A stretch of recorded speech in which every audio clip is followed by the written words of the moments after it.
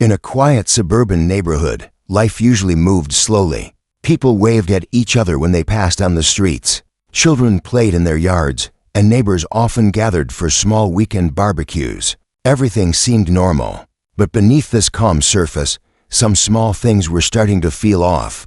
The Homeowners Association, or HOA, was usually just about rules and lawns. They made sure people kept their yards clean, fences painted, and trash bins hidden. Most residents didn't think much about them. They were just part of the background of suburban life. But lately, the HOA had started noticing something unusual about one of the neighbors. Her name was Karen. At first, she seemed like any other neighbor. She smiled politely when someone said hello, waved at passing cars, and kept her house neat. But then, little things started to catch the attention of the HOA. She would park in the handicap spaces at stores even though she didn't appear to need them. She would arrive at community events and always find a way to stand out, taking privileges that didn't seem right. The HOA president, Mr. Lewis, was the first to notice a pattern. He had been living in the neighborhood for over 10 years, and he prided himself on knowing every resident. Something about Karen didn't feel right. She would come to meetings late and always leave early. Sometimes she would brag about how helpful she was getting special treatment, but her actions didn't match her words. One day, Mr. Lewis decided to keep a closer eye. He asked a few trusted neighbors if they had noticed anything unusual. Almost immediately, he heard stories. Some said Karen used a handicap placard at the grocery store, even though she seemed perfectly healthy. Others said she had tried to get special parking at the mall, even when the lot was empty. The stories were small at first, but together they painted a strange picture. The HOA started to document everything. They didn't want to accuse anyone without proof. Mr. Lewis created a small notebook where he wrote down dates, times, and locations whenever Karen was seen using a handicap pass. A few neighbors quietly helped by taking photos or keeping an eye on her actions.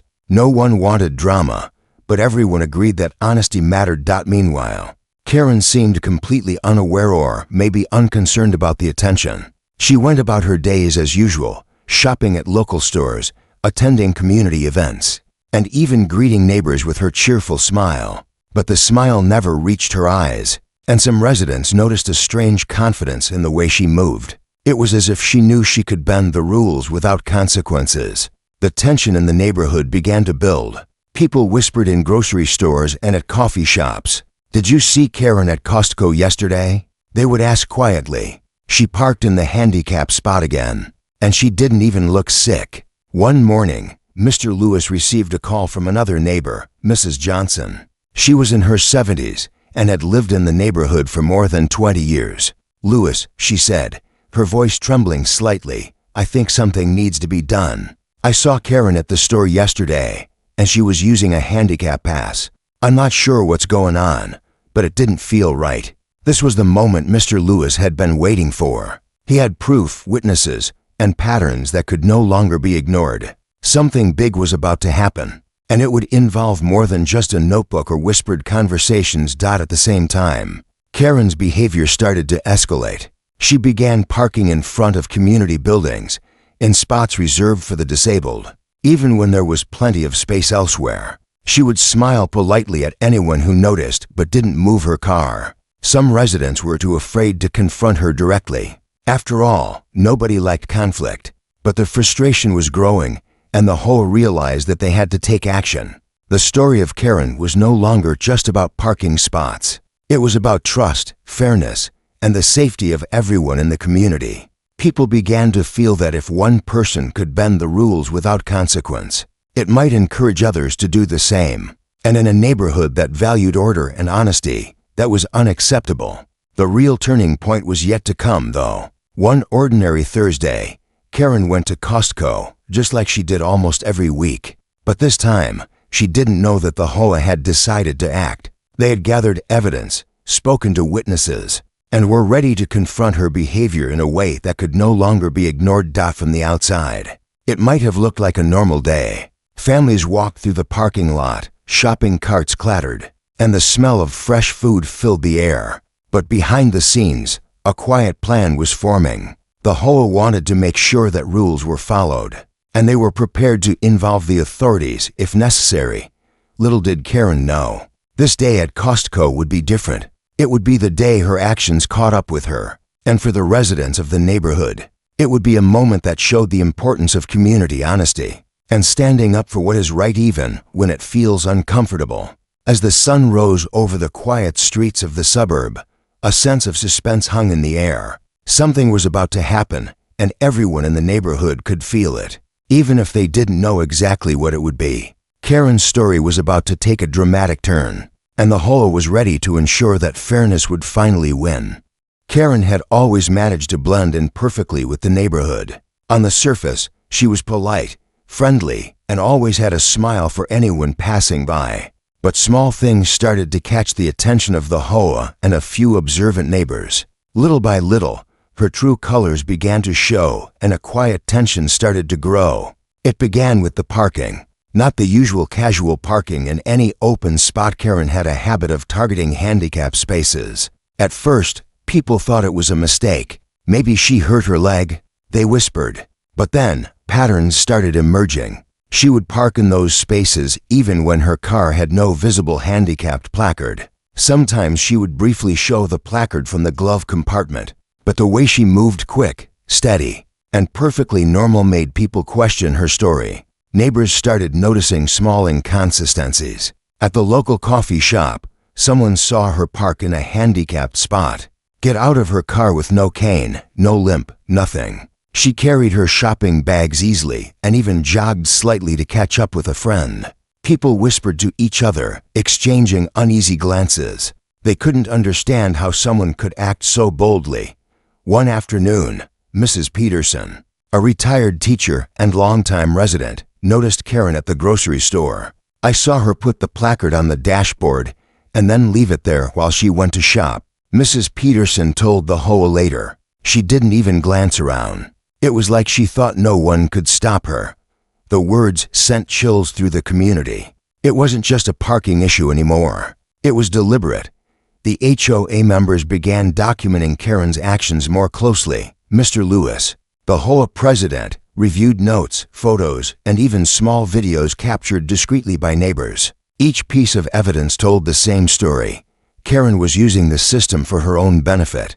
She was clever, careful, and always seemed one step ahead, but the pattern was clear. What made it more troubling was how calm she appeared. In many stories, people who break rules get nervous. They fidget, avoid eye contact, or rush away. But Karen had an unusual calmness. She would sometimes smile politely at neighbors watching her, and then continue her actions, as if nothing was wrong. Her confidence was unnerving.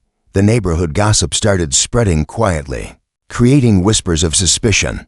"Did you see Karen yesterday?" People would ask in hushed voices. "She was in the handicap spot at Costco again." Some neighbors didn't know whether to confront her directly or just let it slide. The community was polite, and no one liked conflict, but the repeated misuse of privileges was starting to anger people.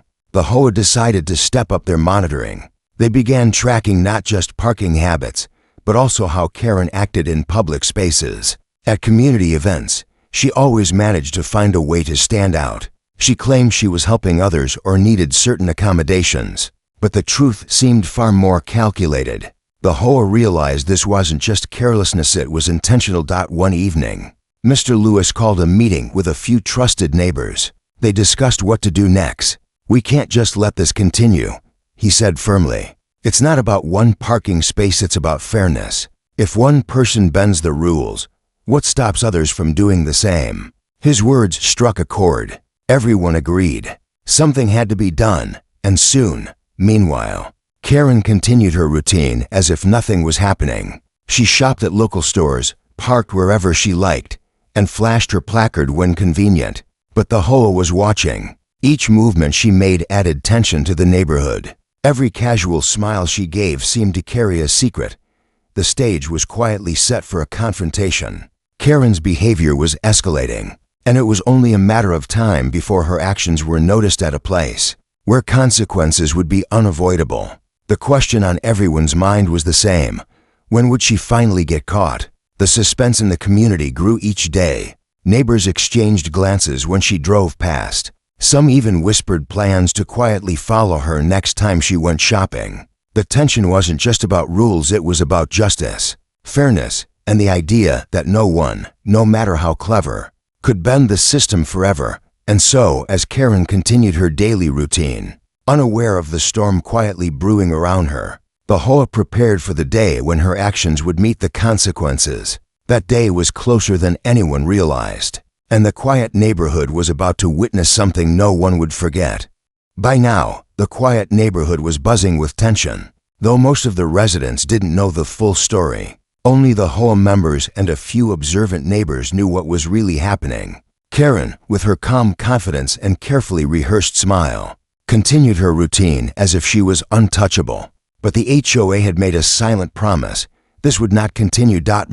Lewis, the HOA president, decided it was time to go beyond casual observation. They needed proof, solid evidence that couldn't be ignored. He couldn't just rely on whispered stories or fleeting memories. If the HOA wanted action, the facts had to be undeniable. The HOA's first step was careful documentation. Every suspicious moment was recorded in detail: dates, times, locations, and even witness accounts. Neighbors volunteered discreetly, snapping photos from a distance, noting the way Karen would place her handicap placard on her dashboard, and how she walked into stores without any visible difficulty. One of the younger neighbors, Alex, suggested using a small notebook to track her habits in real time. He explained, "If we can show a pattern, it's not just a what-I mistake. It's intentional." The group agreed. They started a shared log, noting every time Karen parked in a handicap spot, how long she stayed, and whether she used the placard correctly. As the evidence grew, the picture became clearer. Karen was not just bending the rules, she was flaunting them. On multiple occasions, she had parked in handicap spots, walked briskly into stores carrying heavy bags, and returned to her car with no signs of difficulty. It was a calculated act, repeated often enough to suggest confidence that she wouldn't face consequences. The HOA even contacted a few store managers discreetly. At one grocery store, the manager confirmed they had noticed the same pattern. She's been parking in handicap spots, even when the lot is nearly empty. Staff have noticed, but she leaves before anyone can approach her. This confirmation strengthened the HOA's resolve. Despite the calm exterior Karen maintained, the HOA members felt a growing sense of urgency. They knew that eventually, her actions would cause conflict or even legal trouble. It was only a matter of time before someone else tried to park in a spot and realized it was taken unlawfully. The neighborhood couldn't afford to let this continue. During one HOA meeting, Mr. Lewis emphasized the importance of acting strategically. "We can't accuse her without proof," he said, "but we also can't wait too long. If we gather everything carefully, we can handle this properly and fairly." He encouraged the members to be discreet but thorough, tracking patterns over several weeks before taking further steps. Meanwhile, Karen's behavior became bolder. One afternoon, a neighbor reported seeing her swap placards between cars in the parking lot. She seemed almost proud of her trick, carefully placing the pass on her dashboard and smiling at anyone who might notice. The audacity made the community even more determined to act. The HOA decided the turning point would be her next trip to Costco. They knew she visited the store regularly, and it was a public place where her actions could no longer be hidden. Mr. Lewis spoke to the neighborhood quietly. "We will observe, document, and then act. This is the moment where we have to show that rules matter." What made this investigation unique wasn't just the evidence itself, it was the patience, the strategy, and the way the HOA coordinated. They didn't want to shame Karen personally in front of the community. They wanted facts that could not be disputed. Every note, photo, and witness statement built a case that was fair but undeniable. Even Karen's closest observers could not predict the HOA's next move. From her perspective, she remained confident, acting as if the world would continue to turn in her favor. But the HOA was ready. They were no longer just watching, they were preparing for action. And the suspense in the neighborhood was growing with every passing day. By the end of this week, the HOA had gathered enough evidence to confront her in a way that could not be ignored. They had witnesses, photos, logs, and confirmation from store staff. All that remained was the day at Costco, where Karen's audacity would finally meet consequences. As residents went about their daily lives, many felt a quiet sense of anticipation. Some didn't know why, but they sensed something big was about to happen. Even the air in the neighborhood seemed charged with suspense, as if everyone could feel that the calm routine of suburban life was about to break. And Karen, unaware of the careful web being woven around her, continued her confident strolls through the neighborhood. The day she visited Costco next would be different this time. There would be witnesses, there would be proof, and there would be no escape from the consequences of her bold actions. It was a bright, sunny Thursday when Karen drove to Costco. From the outside, everything looked ordinary. Families pushed shopping carts, kids laughed near the bakery section, and employees stacked boxes in the aisles. But inside Karen's mind, there was a quiet confidence. She had used her handicap pass many times before, and she didn't expect anyone to question her. The HOA, however, had anticipated this moment for weeks. Mr. Lewis had quietly coordinated with a few neighbors to observe Karen from a distance. They positioned themselves at different corners of the parking lot, cameras ready, notebooks in hand. Every detail of her behavior would be captured. This was the day they had been waiting for. As Karen approached the parking lot, she scanned for the perfect spot. True to form, she headed straight for the nearest handicap space. It was empty, as if the universe had paved the way just for her. She slowly parked, stepped out of her car, and carefully placed her handicap placard on the dashboard. Her movements were precise, almost rehearsed, as if she had done this hundreds of times. From a distance, the neighbors watching couldn't believe how bold she was. "She's doing it again," whispered Alex, one of the HOA's volunteers. "She doesn't even look around." The tension in the air was thick. Everyone watching held their breath, knowing that this time they had proof that couldn't be ignored. Karen walked into Costco with her usual calm. She greeted a few familiar faces, grabbed a cart, and began shopping. To anyone else, she looked like a regular customer. But the HOA observers noticed small details: the way she carried herself, the way she smiled when someone glanced at her car. It was confidence mixed with audacity. Inside, Karen moved quickly through the aisles, picking up items with ease. She seemed completely unaware that the eyes of the neighborhood were tracking her every step. The suspense grew as the observers whispered to each other, coordinating who would approach first if necessary. Meanwhile, back in the parking lot, other shoppers began to notice something unusual. A group of neighbors, who hadn't been involved in the HOA investigation, saw Karen's car in the handicap spot. Some shook their heads quietly, unsure if they should speak up. The tension wasn't just with the HOA, it was in the air, touching everyone who noticed her actions. Then came the first crack in Karen's confidence. A Costco employee walked past her car and paused, glancing at the placard. Karen caught the gaze and smiled, but her heart skipped a beat. It was a small moment, but for the first time, she felt the possibility that someone might question her. The HOA observers saw it too. Mr. Lewis whispered, "This is it. Everything we've documented leads to this moment. We have proof, and we're ready." The neighbors stayed silent, careful not to alert her. They knew that the confrontation had to be handled strategically. One wrong move, and she could vanish before anyone could act. Karen continued shopping, oblivious to the storm around her. She picked up a few groceries, chatted with another customer, and finally headed toward the checkout. The suspense was unbearable for the HOA members. Every step she took was like a countdown to a dramatic reveal. As she approached the exit, Mr. Lewis signaled Alex. It was time. One of the HOA members discreetly walked toward the manager on duty, explaining the situation and presenting the collected evidence. The manager's expression shifted from curiosity to concern. Karen was still inside, unaware that her bold act was about to meet consequences. The parking lot seemed to hold its breath. Karen pushed her cart toward her car, humming softly, completely confident that everything was as it had always been. But the moment she reached the vehicle, she noticed something unusual: a group of people standing near her car, some taking notes, others quietly observing. Her calm smile faltered for a brief second. The suspense was now at its peak. Karen could sense that something was different this time. The placard on her dashboard, the bold moves she had relied on for weeks, suddenly felt exposed. Every eye on her car seemed to carry judgment, yet she wasn't sure what was about to happen. And just like that, the quiet tension that had been building in the neighborhood reached a breaking point. The stage was set. Karen's actions were about to face the reality she had ignored for far too long. The next moments would determine whether she would continue her audacious behavior, or whether the community would finally step in and hold her accountable. Karen had just finished loading her groceries into the cart when she noticed something strange. A small group of people was approaching her car. They weren't ordinary shoppers. They looked organized, serious, and focused. Her calm confidence wavered for the first time that day.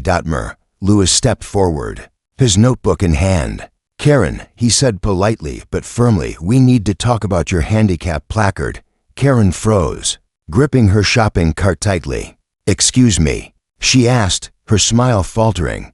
The Costco manager appeared behind Mr. Lewis. "Ma'am, we've been informed about some misuse of handicap parking here," he said. "We need to review the situation carefully."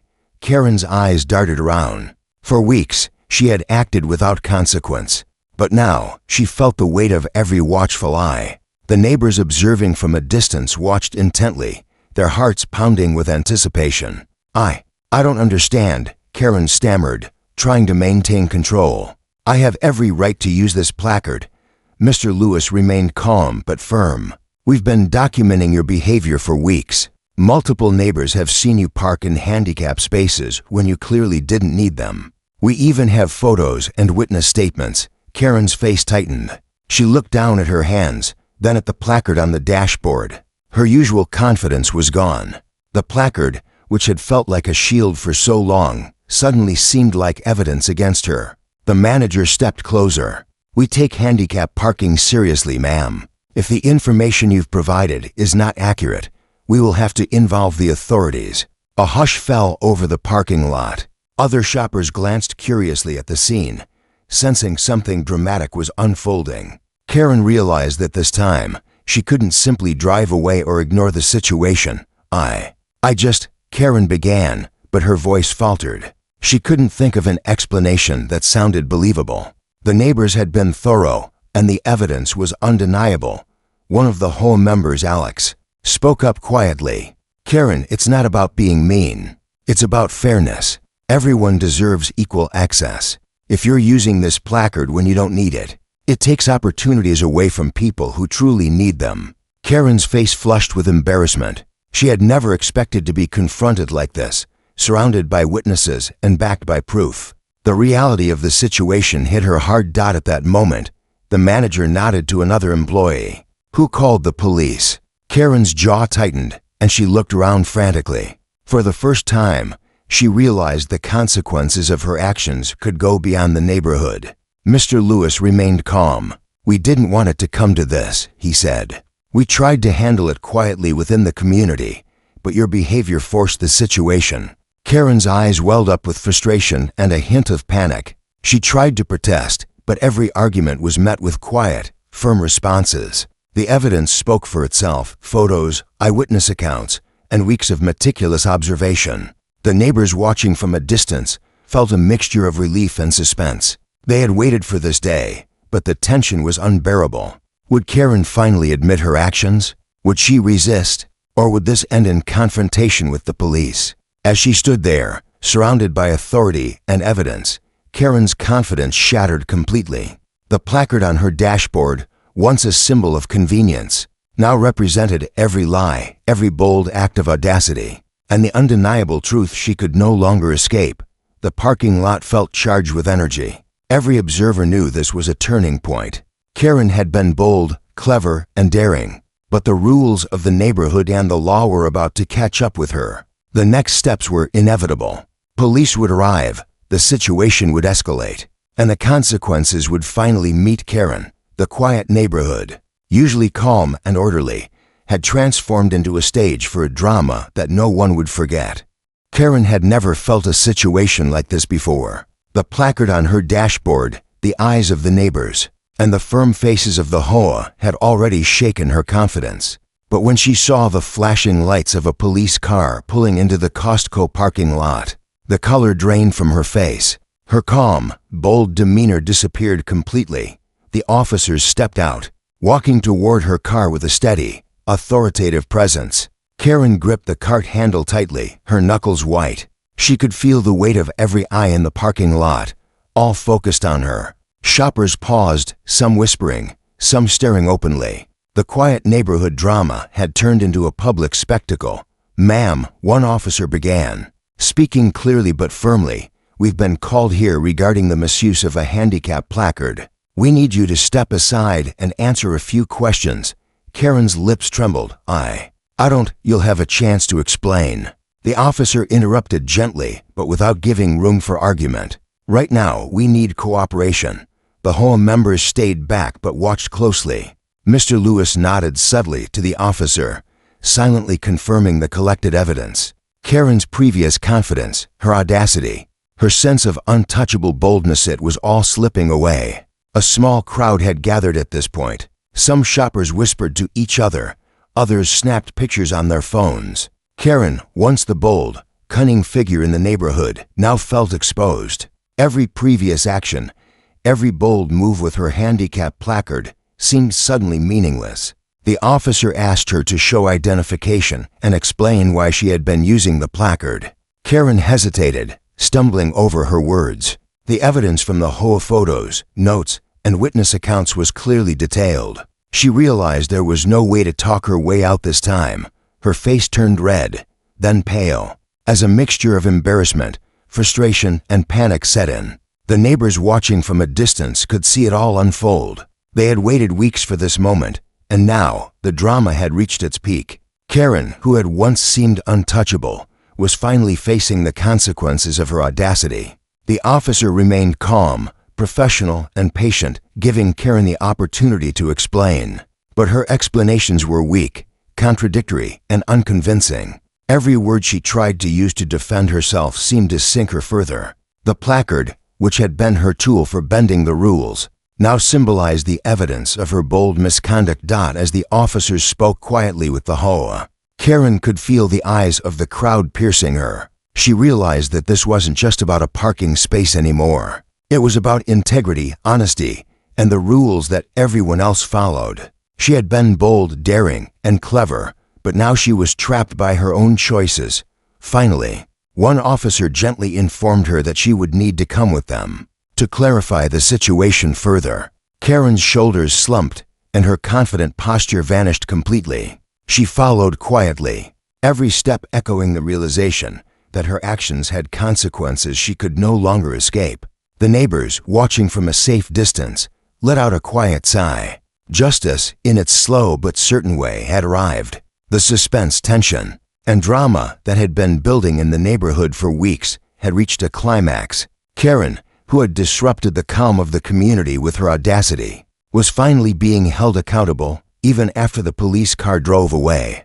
The neighborhood felt different. There was a sense of relief, but also reflection. Everyone had witnessed the drama, and they knew the importance of standing up for fairness, honesty, and the rules. Karen's actions had caused tension, embarrassment, and frustration, but now, the lesson was clear: no one is above the rules. The quiet streets of the suburb slowly returned to normal, but the memory of the day at Costco lingered. It would become a story whispered at community gatherings, a tale of boldness, audacity, and ultimate accountability. The HOA had acted carefully, patiently, and with strategy, proving that fairness and vigilance could overcome even the boldest mischief. And while Karen's story at Costco had reached its peak, the neighborhood remained alert, ready to protect fairness and order in every corner of their community. The quiet suburban streets slowly returned to their familiar calm. After the dramatic events at Costco, the flashing lights, the whispers of the crowd, and the tense confrontation with the police were over. But the impact of that day lingered in the minds of the neighbors. Karen had been bold, audacious, and clever, but the rules she tried to bend had caught up with her. The HOA had done its job. They had acted patiently, gathered evidence, and ensured fairness without resorting to gossip or rash confrontation. Karen had been held accountable in a clear, legal, and public way. Her audacity, which had caused tension for weeks, had finally met consequences. The neighborhood slowly began to discuss the incident. At first, there was quiet chatter over fences and in driveways. "I can't believe she thought she could get away with it," one neighbor said. Another added, It's a good reminder that no one is above the rules. Children playing nearby overheard bits of conversation, but sensed the seriousness in the adults' voices. For Karen, the days after the incident were different. She avoided the usual social gatherings, and her once bold smile was replaced by quiet reflection. The confrontation, witnessed by both the HOA and law enforcement, had been a turning point. Her audacity had collapsed under the weight of evidence and community vigilance. The HOA continued its work, but with a new sense of purpose. Mr. Lewis and the other members reminded the community that their role was not just about enforcing rules, it was about fairness, honesty, and protecting the values that made the neighborhood safe and trusting. The story of Karen became more than gossip. It became a lesson. Some neighbors admitted they had felt hesitant to speak up during the weeks of suspicious behavior, but seeing the HOA act thoughtfully and strategically gave them confidence. They realized that standing up for fairness did not mean confrontation or hostility. It meant careful observation, documentation, and when necessary, involving the right authorities.